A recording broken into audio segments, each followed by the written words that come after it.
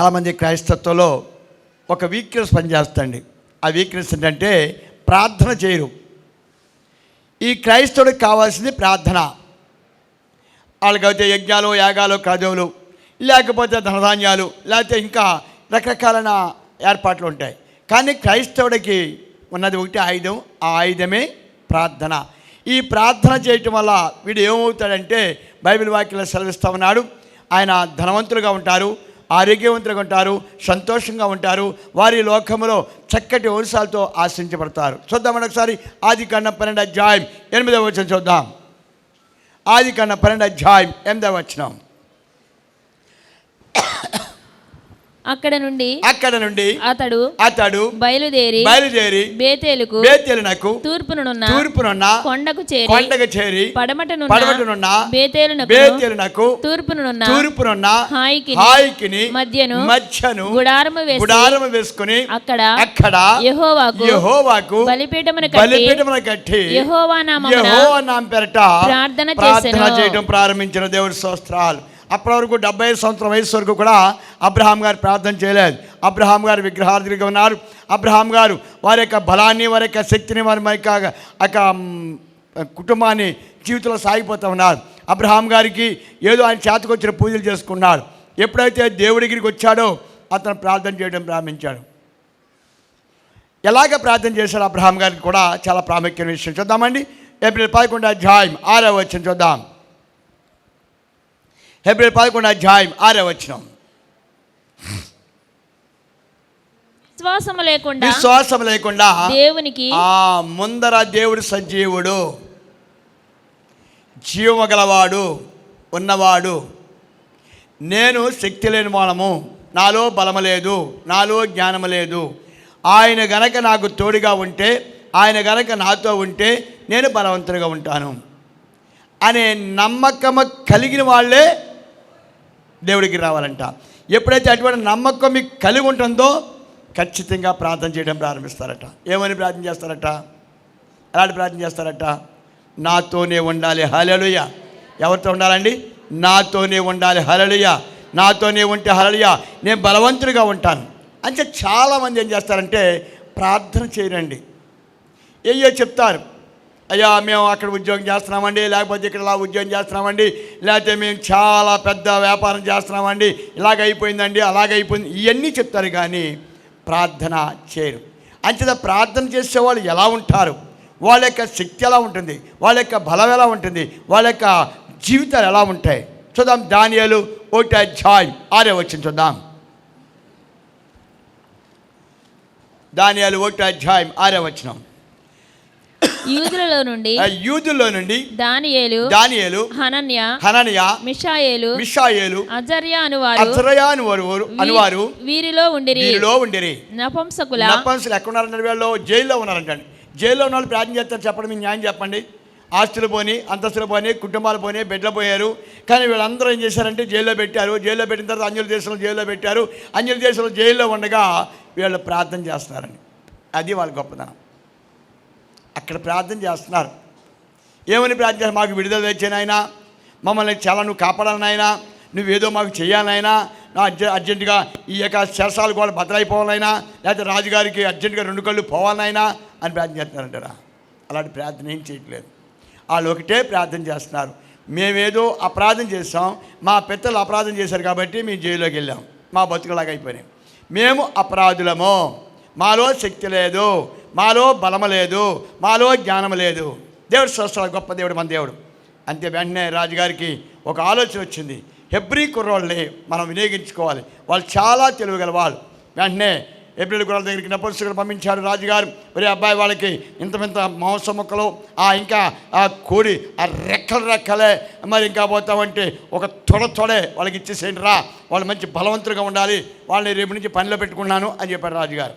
వెళ్ళి వాళ్ళు చెప్పారయ్యా, మీకు మంచి ఆహారం పెడుతున్నామండి, మీకు మంచి కోడి మాంసం, చేపల కూర, మరి ఇంకా పోతా ఉంటే దాన్ని ప్రిపేరండి, ఆ ఏట మాంసం ఇవన్నీ కూడా ఫ్రై, ఇంకా పోతా దుంపల అన్నీ కూడా రాజుగారు పెట్టామన్నారు.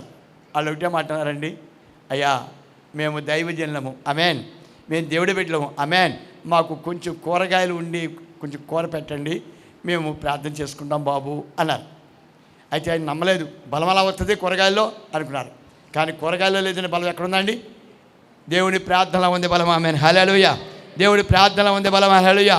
చాలామంది మేము తినలేదు, ఏదో తినలేదు, ఇంకా తినవలసిన ఇంకా లోపల కట్టుకోవాలనుకుంటూ ఉంటారు. బలం ఎక్కడుందంటే దేవుడి ప్రార్థనలో ఉంది. దేవుడి ప్రార్థనలో చాలా గొప్ప బలం ఉంది. ఆ ప్రార్థన చేయడం ప్రారంభించారు వాళ్ళు. ప్రార్థన చేయడం ప్రారంభించడానికి రాజుగారు వాళ్ళు తీసుకెళ్ళి సంస్థానం వినియోగించుకోవడం ప్రారంభించారు. సంస్థానం వినియోగించుకోవడంతో ఒకసారి పెద్ద రిస్క్ ఏర్పడింది. 6వ అధ్యాయం, దానిలో 6వ అధ్యాయం 6వ వచనం చూడబడా. 3వ అధ్యాయం 6వ వచనం. సాగిలపడి నమస్కరింపని వాడెవడు. నమస్కారం ఎవరికంటే రాజుగారికి నువ్వే దేవుడివే, నువ్వే రక్షకుడు, నువ్వే మమ్మల్ని పోషించేవాడు, నువ్వే లేకపోతే మేము అయ్యా ఈ లోకంలో బతకలేము అని రాజుగారు తాగిది బాగు చేశారంట. దేవతకి తాగిది బాగు చేశారంట. దేవతకి అందరూ సాగిలపడి నమస్కారం పెట్టాలి. మన వాళ్ళు దేవతకి నమస్కారం పెడతారు. ఎవరైనా మీరు ఎవరైనా సూర్యుడికి నమస్కారం పెడతారా? చంద్రుడికి నమస్కారం పెడతారా? సృష్టి అంతా కూడా అయ్యో బొమ్మలో అట్లకి దండం పెడతారు. మన వాళ్ళు జీవంగల దేవుడికి కుమారులు అయినారు కాబట్టి మేము జీవంగల దేవునికి నమస్కారం పెడతాం. మీరంతా నా మాట వినరా అన్నారు. తీసుకెళ్ళి అగ్నిగుండంలో పడేశాడు. అగ్నిగుండంలో ఎంతమంది ఉన్నారండి? ఎంతమంది చెప్పాలి? 4 ఉన్నారు. తప్పట్లు కట్టండి, హల్లెలూయా. 4 ఉన్నారు. మన దేవుడు విడిచాడా? మన దేవుడు విడిచిపెడతాడా? కష్టకాలం విడిచిపెడతాడా? దుఃఖకాలం విడిచిపెడతాడా? శత్రువులకు మనకు ఆహారంగా ఇస్తాడా? ఎవరు మీకు చెప్పింది అలాంటి మాటలు? ఎలా నమ్ముతున్నారు మీరు? ఎలా నమ్మగలుగుతున్నారు మీరు? క్రైస్తవులు అయ్యండి ఎలా నమ్మగలుగుతున్నారు? శత్రువులకి ఎప్పుడు కూడా మనం చెప్పడా మ్యాన్. ఎప్పుడు మనతో ఉంటాడు, హల్లెలూయా. మన మధ్యన ఉంటాడు, హల్లెలూయా. మన కష్టకాలంలో హల్లెలూయా, మన రోగకాలంలో హల్లెలూయా, మన దుఃఖకాలంలో హల్లెలూయా, మన ఆర్థిక పరిస్థితుల్లో హల్లెలూయా. మనతో ఉంటాడు దేవుడు. మ్యాన్ అంచేత రాజుగారు అయితే అన్నాడు, నేను తీసుకెళ్ళి అగ్నిగుండంలో వేసేయాలి, ఇక ఛాన్స్ లేదు. కానీ దేవుడు అన్నాడు, నేను వాళ్ళతో ఉన్నాను. హల్లెలూయా, హల్లెలూయా. వెంటనే బయటకు వచ్చారు. బయటకు వచ్చిన రాజుగారు అడిగారు, మీతో ఎవరయ్యా? ఇంకో మనిషి ఆయనయ్యా మా దేవుడు. తప్పట్లు కొట్టండి, హల్లెలూయా. మా దేవుడయ్యా, మా దేవుడయ్యా, మా దేవుడు మాతో ఉంటాడయ్యా. మాకు మరణం లేదయ్యా, మా దేవుడు మాతో ఉంటాడు. మమ్మల్ని ఎప్పుడు నడిపిస్తూ ఉంటాడు, మమ్మల్ని ఎప్పుడు తోడుగా ఉంటాడు, మమ్మల్ని గణపరుస్తూ ఉంటాడు. మేము మానవులు కాబట్టి మేము తగులుపోవచ్చు, మేము మానవులు కాబట్టి మేము పోవచ్చు, కానీ ఆయన మాతో ఉన్నాడు కాబట్టి మేము విజయాన్ని సంపాదిస్తాం. అంచేది క్రైస్తవులకి ఎప్పుడు కూడా విజయం కానీ అపజయము ఎక్కడి దాకా వెళ్ళిపోయిందండి? ఆ 10 నిమిషాలు వాళ్ళ ప్రాణము పోతుంది.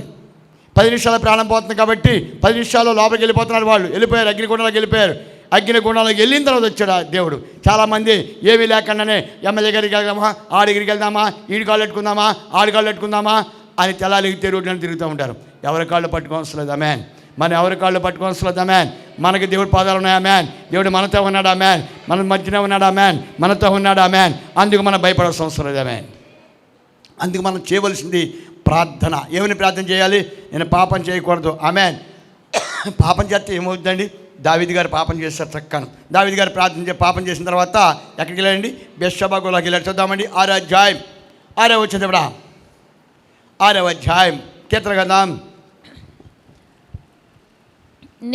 నేను మూలుగుచ్చు అలసి ఉన్నాను. ప్రతి రాత్రి కన్నీరు విడిచుచున్నాను. నా పరుపు తేల చేయించున్నాను. పాప బిడ్డ మరి అప్పటిదాకా చాలా విజయాన్ని చూశారు. అయ్యా 12 రాజ్యాలు సంపాదించుకున్నారు. విస్తారమైన బంగారం సంపాదించాడు, వెండిని సంపాదించాడు, 4 భార్యను సంపాదించాడు, 300 మంది కొడుకుని సంపాదించాడు. ప్రపంచం అంతా తనకు ఊడిగించేస్తూ ఉంది. అటువంటి దావీదు గారు పాపం చేశాడు. ఒక మర్డర్ చేయడానికి కారణభూతులయ్యాడు. కనుక అతను మరి దేవుని శిక్షకు పాత్రుడయ్యాడు. బెత్షెబాలో ఉన్నాడు. అక్కడ అంటున్నాడండి, నేను ప్రార్థన చేయకముందే మాట్లాడుతాను, నా తండ్రి నాకు అన్ని విజయాలు ఇచ్చాడు, నా ముందు నడిచాడు, యుద్ధం ఆయనే చేశాడు, అన్ని యుద్ధాలు ఆయనే చేశాడు, మరి ఇప్పుడేంటి నాకు మాట్లాడలేదు అంటాడండి. ఆయన వేసాండి చెప్పాలి, ఆయన వేసాండి పాపము చేశాడు. పాపం చేసిన వాళ్ళతో దేవుడు మాట్లాడు, గుర్తుపెట్టుకోండి. పాపం చేసిన వాళ్ళతో దేవుడు మాట్లాడడం. ఎప్పుడు మాట్లాడతాడు దేవుడు? మళ్ళీ నేను మాట్లాడాలంటే, అయ్యా నేను పాపం చేశాను, అమెన్, నేను అపరాధిని, అమెన్, నీ యొక్క ఆజ్ఞను మీరాను, అమెన్, నీ చిత్తానికి వ్యతిరేకమైన జీవితాన్ని జీవించాను, అమెన్ అని పశ్చాత్తాపం కనుక వస్తే అది ఎటువంటి రోగమైనా ఎగిరిపోద్దండి, అది ఎటువంటి దరిద్రమైనా ఎగిరిపోద్దండి, ఎటువంటి దుఃఖాన్ని ఎగిరిపోద్దండి, ఎటువంటి మర్డర్ కేసే కావచ్చు, పోద్దా. హల్లెలూయా అని చెప్పి నా ప్రేరా మరొకసారి మీకు అందరికీ విజ్ఞాపన చేస్తున్నాను. ప్రార్థన చాలా ప్రాముఖ్యమైనది. ప్రార్థన చాలా బలమైనది. ప్రార్థన ఎవరిని తీసుకొస్తా అంటే సకల సృష్టికి మూలకరమైన దేవుణ్ణి మన దగ్గరికి తీసుకొస్తా మ్యాన్. శత్రువుల మధ్య తలంటుంది ఆ మ్యాన్. చూద్దాం నిర్గమకాండం 2వ అధ్యాయం 23వ వచనం చూద్దాం.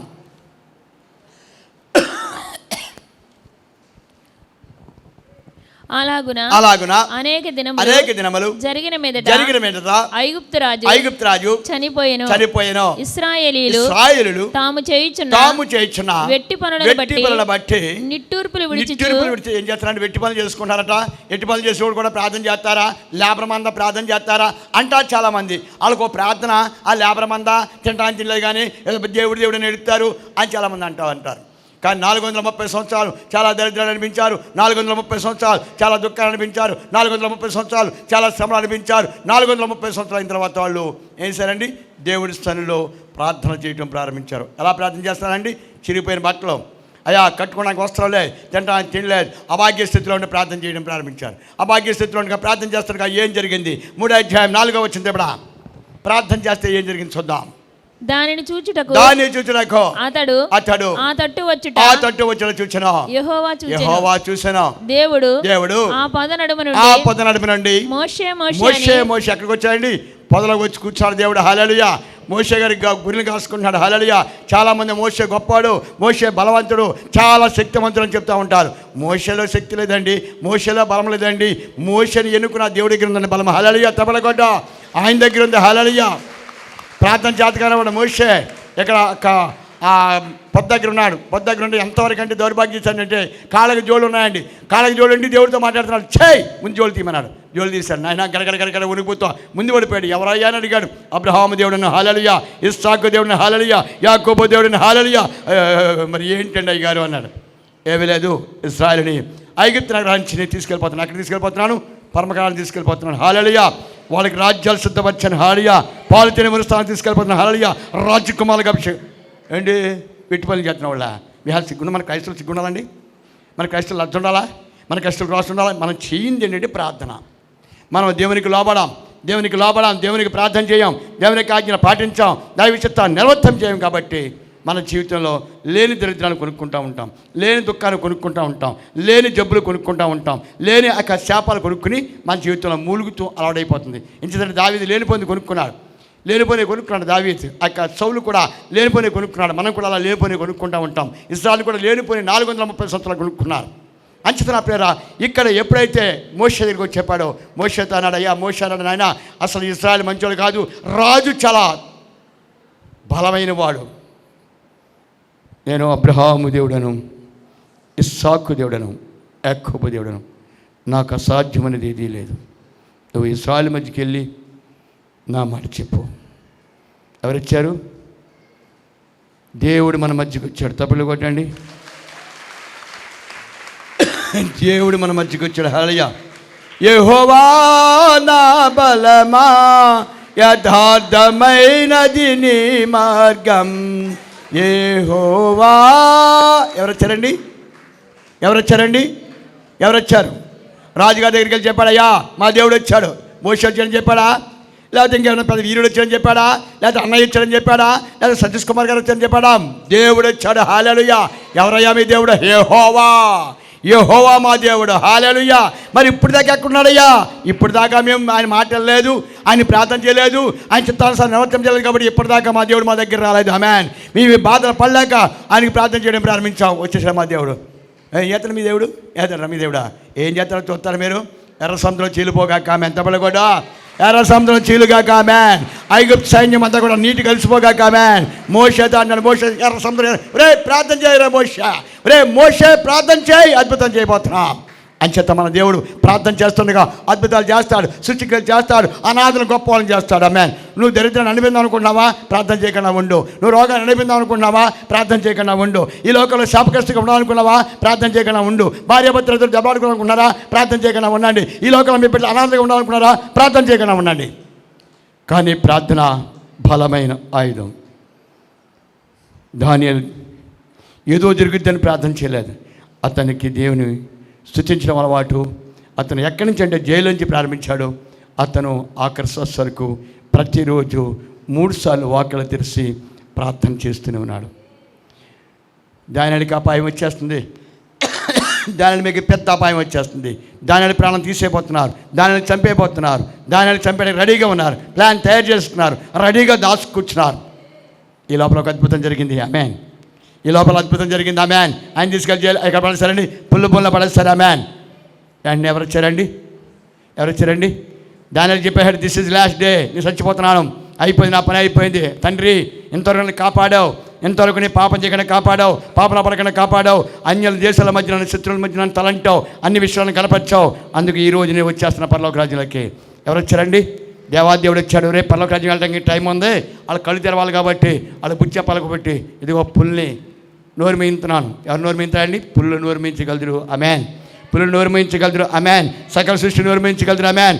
ఎప్పుడంటే నువ్వు ప్రార్థన చేయగల శక్తి ఉంటే, నీవు ప్రార్థనా పడువై ఉంటే, నువ్వు దైవశక్తి సంపన్నమై ఉంటే, నీకు దేవుడితో సవాసం ఉంటే, నువ్వు దేవుని కుమారువై ఉంటే, దేవుని పాదాల దగ్గర నిత్యము స్తుతించేవాడుగా ఉంటే, నిత్యమునికి విజయమే.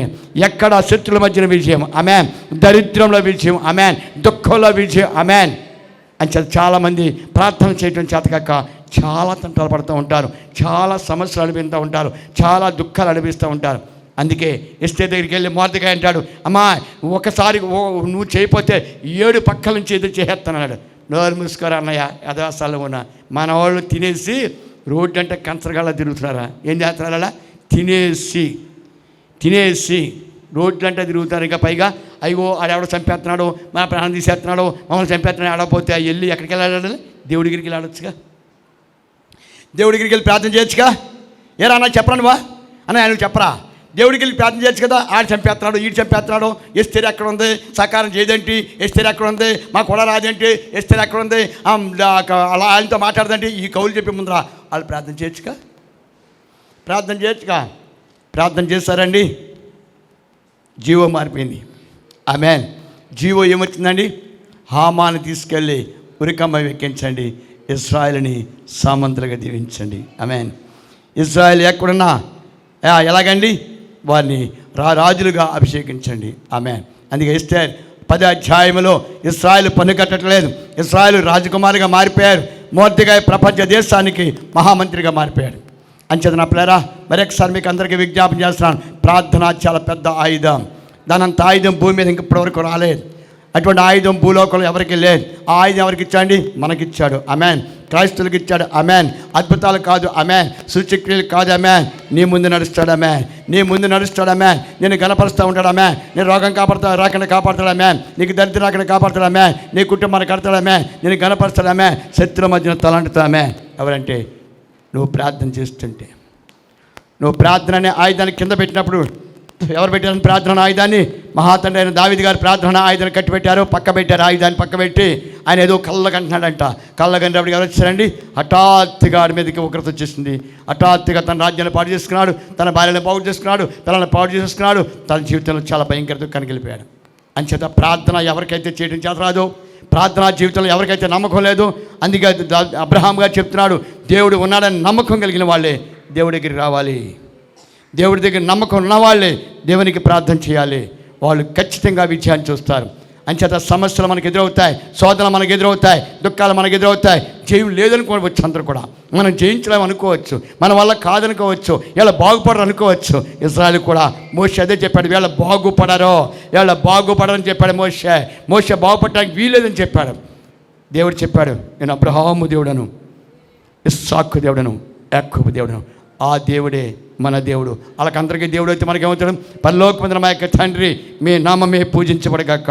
మనకు నాన్న ఆయన భూమి మంది, ఆయన ఆశీర్వాదం మంది, ఆయన దీవెన మంది, పరలోక రాజ్యం మంది, భూలోకంలో ఆశీర్వాదం మంది. ఆమేన్.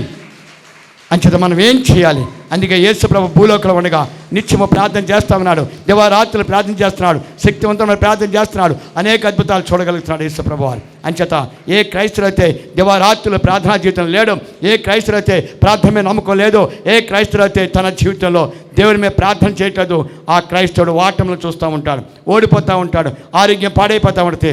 ఇంకెలాగండి వాడు దరిద్రైపోతూ ఉంటాడు, వాడి పిల్లలు చాలా శాపగ్రస్తుగా మారిపోతూ ఉంటారు, వాళ్ళు దుఃఖక్రాంతులుగా మారిపోతూ ఉంటారు. అంచేత నా ప్రేర ప్రార్థనా జీవితం నిన్ను చాలా గొప్పవాడిగా జీవించేస్తే, ప్రార్థనా జీవితం నిన్ను ఆశీర్వదిస్తుంది. అందుకే ప్రిపేరండి. ఆదికాండం 24వ అధ్యాయం అంటాడు అబ్రహాం గారు. అందుకే ఒకసారి టైం అయిపోయింది.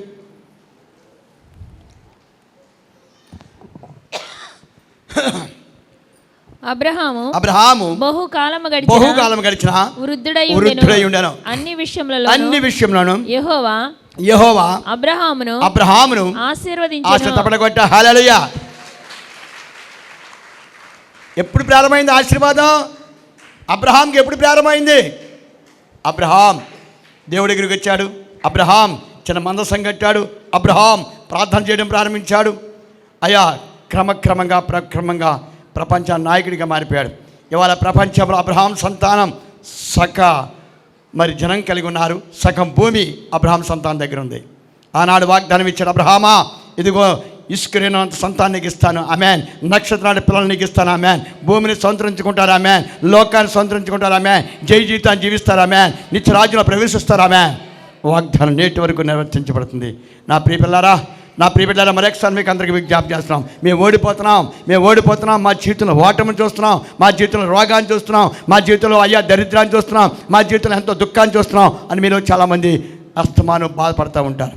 మీరు దేవుణ్ణి నమ్ముకుని ఆ మాట అనడానికి మీరు హక్కు లేదు, ఆమేన్. ఎప్పుడు హక్కు ఉందంటే మీరు ప్రార్థన చేయకుండా మీ ఇష్టానుసారంగా రోడ్లలో తిరుగుతున్నప్పుడు ఐగుప్తులో ఉన్నవారు ఎలా తాగుబోతులుగా ఉన్నారు, ఐగుప్తులో ఉన్నవారు ఎలా తిండిబోతులుగా ఉన్నారు, ఐగుప్తులో ఉన్నవారు ఎలా దరిద్రంగా ఉన్నారంటే వాళ్ళందరూ కూడా దేవుని విడిచిపెట్టారు, ఆమేన్. ఎప్పుడాగా విడిచిపెట్టారు? యేసోబుని చెప్పి చాలా భక్తిగా ఉన్నారు, యేసోబుని చెప్పి చాలా నీతిమంతులుగా ఉన్నారు, యేసోబుని చెప్పి యథార్థమంతులుగా ఉన్నారు. యేసోబనే పవిత్రుడు చనిపోగానే వాళ్ళందరూ కూడా దేవునికి వ్యతిరేకంగా విగ్రహారం చేయడం ప్రారంభించారు, దేవునికి వ్యతిరేకంగా క్రియలు చేయడం ప్రారంభించారు. తాగుబోతులుగా తిరుగుబోతులుగా కాకుండా బానిసలుగా 430 సంవత్సరాలు మారిపోయారు. అందుకు నా ప్రియబిడ్డలారా మనకు ఒక గొప్ప ఆయుధం ఉంది. ఆయుధం పేరు ప్రార్థన. ఆ ఆయుధం ముందర మన అంటాడు ఇమ్రాన్ ఖాన్ అంటాడు, నేను ఇండియాలో 10 కోట్ల మంది చంపుతానే కానీ ఒక బాంబు చంపేస్తానన్నాడు. పిచ్చాడు. అలాగేం పిచ్చండి? మన ప్రార్థన చేస్తే పాకిస్తాన్ లేకుండా అయిపోవచ్చు, మీకు తెలుసా? అంచేత మీరు కంగారు పడద్దు. మన భారతదేశంలో ఎవరున్నారు? యెహోవా ఉన్నారు, ఆమేన్. మన తండ్రి మన దగ్గరే ఉన్నారు, ఆమేన్. మన తండ్రి మనతో ఉన్నారు, ఆమేన్. మన తండ్రి మనతో జీవిస్తున్నారు, ఆమేన్. ఆయన జీవగల దేవుడు, ఆమేన్. అందుకు మనం ప్రార్థన చేసామనుకోండి పాకిస్తాన్ లేకుండా అయిపోవచ్చు. మనం ప్రార్థన చేసామనుకోండి చైనా మొక్కల కింద బద్దలు అస్తమానం భూకంపాలు వస్తాయండి చైనాలో. అస్తమానం భూకంపాలు వస్తాయి. నేను కూడా మనం అనుకున్నాండి అస్తమానం అక్కడ భూకంపాలు వస్తాయి కదా, మన భీమవరం కూడా భూకంపం వస్తే బాగుండు అనుకున్నాను. ఎందుకంటే ఎలా ఊగుద్దో చూద్దామని, మంచం నుంచి పడిపోతారంట, మరి డాబాలు ఎలా ఉంగిపోతాయంట. అంటే నాకు కూడా ఆశ కలిగిందండి, భూకంపంలో భీమవరం కూడా వస్తే బాగుండు అనుకున్నాండి. జీవంగల దేవుడు ఏమన్నా తెలుసండి? భీమవరం భూకంపం రాదు, ఆమేన్.